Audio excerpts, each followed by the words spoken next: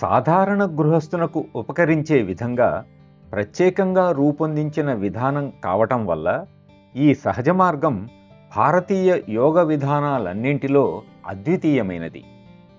మానవునిలోని చర్యలన్నింటినీ సమత్వ స్థితికి తీసుకురావటమే ఋషిత్వమని మా గురువర్యుల విశ్వాసం.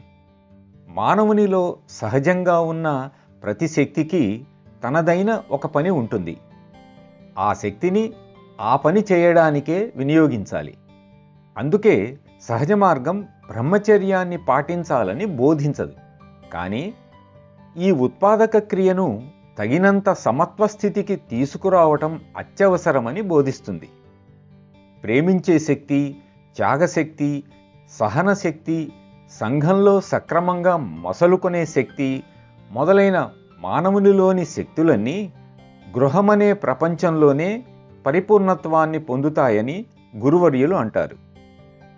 అందుకే జాతి లింగ వివక్షతను గాని, వ్యక్తుల మధ్య వివక్షతను గాని మా విధానం గుర్తించదు. ఈ యోగాన్ని అనుసరించటానికి అందరూ యోగ్యులే. దీనిలో పాలు పంచుకోవాలనే ఆకాంక్ష ఒక్కటే దీనికి కావలసిన అర్హత.